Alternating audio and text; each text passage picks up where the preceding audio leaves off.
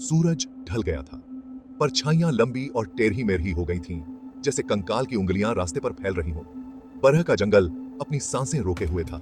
सन्नाटा इतना गहरा था कि कानों में गूंज रहा था। न पंछी चहचहा रहे थे, न जानवर इधर-उधर भाग रहे थे। सिर्फ सूखे पत्तों की सरसराहट ही उस सन्नाटे को तोड़ने की जुर्रत कर रही थी। इस जंगल में एक राज छुपा था, एक डरावनी कहानी जो हवा में फुसफुसा रही थी। एक ऐसी कहानी जो खून जमा देती थी और नींद उड़ा देती थी। ये मोहिनी का इलाका था। हवा भारी हो गई, अनदेखे की मौजूदगी से घुटन सी होने लगी। चमेली की खुशबू मीठी और मदहोश करने वाली पेड़ों के बीच से बह रही थी, एक भूतिया खुशबू जो गम और गुस्से की कहानी कह रही थी। मुसाफिर जानते थे कि अंधेरा होने के बाद इस जंगल से दूर रहना ही बेहतर है। रास्ते से भटकना मौत को दावत देने जैसा था, क्योंकि यहाँ डरही मेरही डालियों और पहरेदार परछाइयों के बीच मोहिनी इंतजार कर रही थी।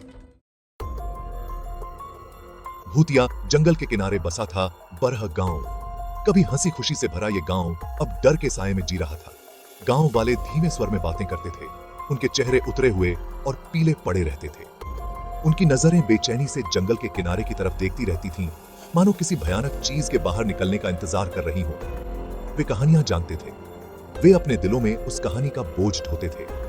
हर शाम जैसे ही सूरज ढलना शुरू होता, गांव में एक अजीब सी घबराहट छा जाती। दरवाजे बंद हो जाते, बच्चों को अंदर कर लिया जाता। अंधेरा होने के बाद कोई भी घर से बाहर निकलने की हिम्मत नहीं करता था, क्योंकि वे जानते थे कि यही वो समय था जब मोहिनी घूमती थी। हवा में उसकी सिसकियां गूंजती थीं, उसका गुस्सा एक एहसास बन जाता था।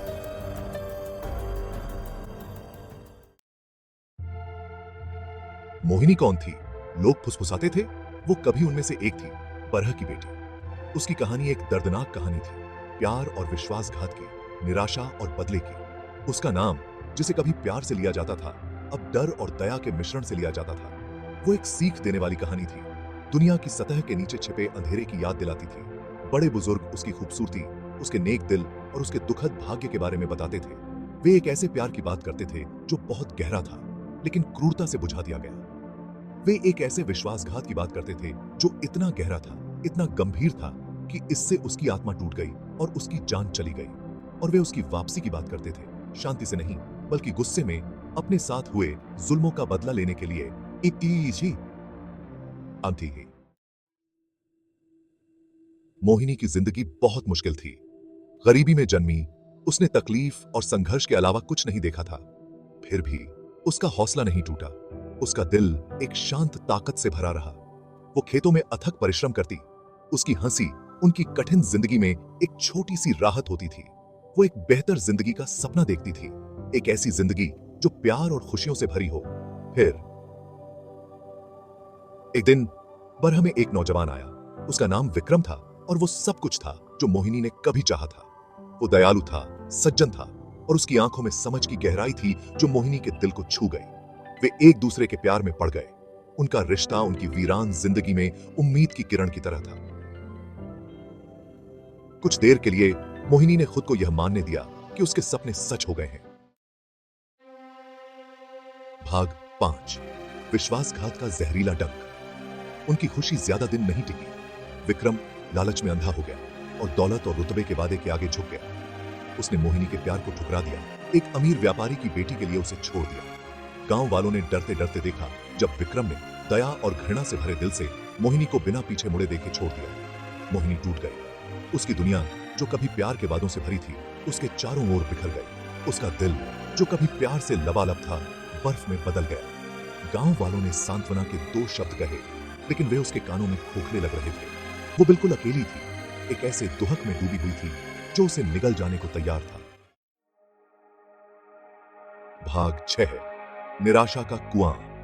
निराशा से हारकर मोहिनी ने रात के ठंडे आगोश में सुकून तलाशा। वो गांव में ठोकरें खाती हुई चली गई। उसके कदम दुख से भरे हुए थे, जब तक कि वो गांव के किनारे पुराने कुएं तक नहीं पहुंच गई। यह फुसफुसाहटों वाली जगह थी, एक ऐसी जगह जहां रहस्य हवा में तैरते रहते थे। चांद, एक ठंडा और उदासीन दर्शक, सफाई में लंबी टेढ़ी मेढ़ी परछाइयां डाल रहा था। जैसे ही उसके चेहरे से आंसू बह निकले, मोहिनी ने एक भयानक फैसला किया। वो विक्रम के विश्वासघात को खुद को नहीं तोड़ने देगी। वो उसे अपनी बर्बादी देखने का सुख नहीं देगी। दुख और गुस्से के मिश्रण से भरे दिल के साथ मोहिनी ने अपनी जान देने का फैसला किया।